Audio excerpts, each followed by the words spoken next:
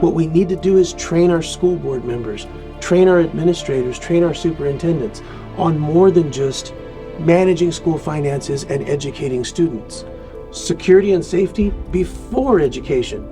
It's all about the students. We don't want to turn the schools into prisons, but we also want to be still able to sustain these security programs going forward. The staff, the grandmas, the volunteers, the principals, the administrators, they all deserve the right to go to school and be safe and get home at the end of the day to take care of their families.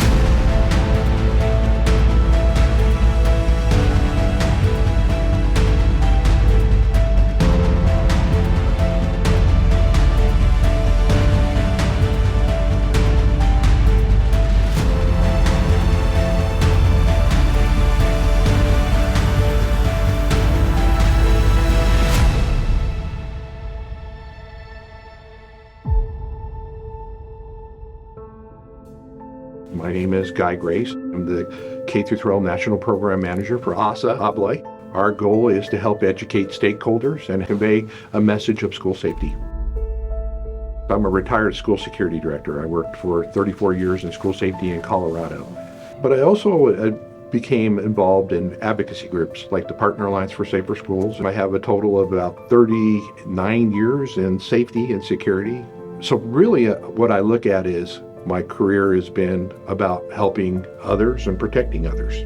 Hi, I'm Bob Cardenti, retired law enforcement. I'm an end-user security specialist for ASA ABLOY. My role is to help increase security, give them risk assessments, threat mitigation, and help them ensure the safety of their students. My name is Mike Garcia. I'm the National End User Manager for HID Global. My job primarily is to travel across the country dealing with end user K-12 school districts and help them with their security solutions in the areas of access control and unified platforms.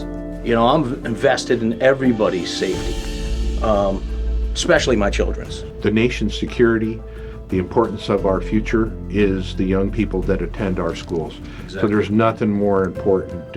I know I'm sitting here today because I'm vested in helping people be safe.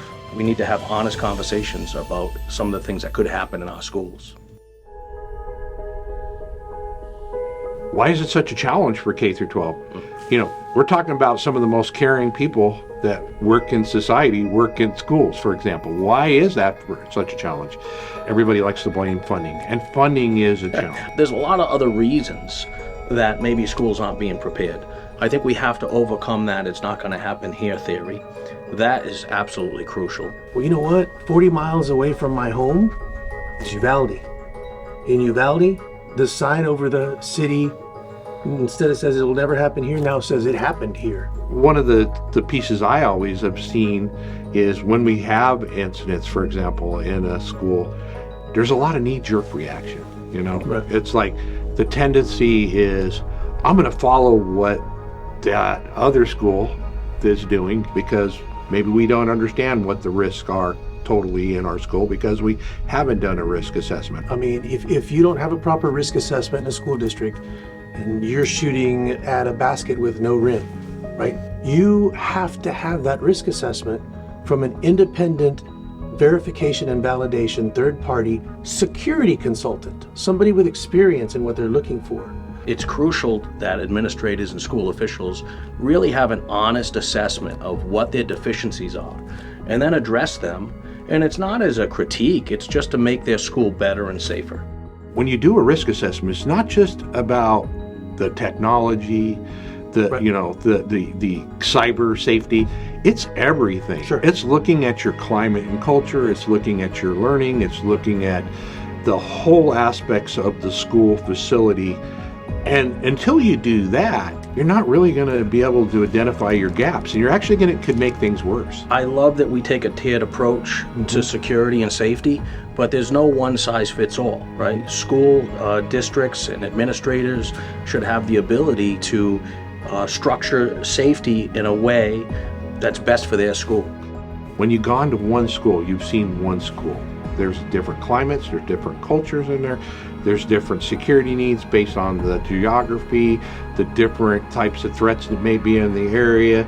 Security is not a destination, it is a journey.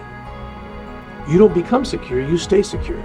And part of managing those threats is something that every school needs to understand, because those threats are broad and they extend past the school district into the community. You know, the goal is not to get tunnel vision. There's a number of different threats. We need to have a wide lens when we're looking at all the possibilities for what you need to be prepared for.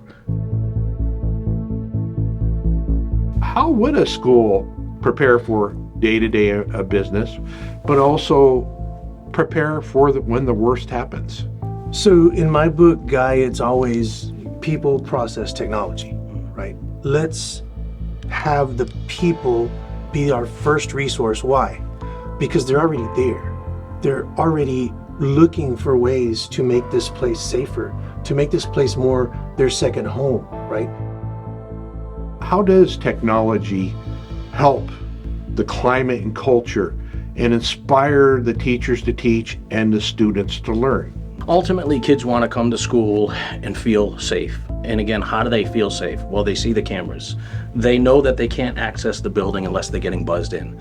You know, that's how they feel safe. When a child feels safe, they learn more, they learn better, they live more, they love more, they make better friends. Sure. Their entire world revolves around feeling safe and being safe. One of the most empowering pieces that I have realized in my career and why I work in the role that I do is access control.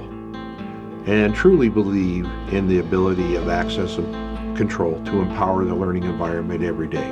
Access control is everything, right? The ability to keep people out, but more importantly, the ability to let people in when they need to get into the building. From firsthand experience, I can tell you that's been a challenge for schools when it comes to allowing first responders to get to where they need to get to. The right access control will be open, it will be flexible, and it will be scalable, and it will be future safe. As you evolve, look at electronic access control not just on the exterior of your building, but also on the interior of your building, in the classrooms, in the partitioning of your building. All I can say to folks, I've seen access control save lives. I would love to see the innocence being brought back to our K-12 kids that are attending our schools, and they're feeling safe every day and empowered to be there in school. I hope there's a day that when my kids go to school and other people's kids go to school, they don't have to worry about, is something bad going to happen? That's right. That's why I'm here. Yeah. So I would love to see the day when schools are in a position to manage their security. They can move from responding to managing. The concept that we need to get ahead of these with prevention is crucial, because it really is saving people's lives. As cliche or dramatic as it may sound, that's what this is all about.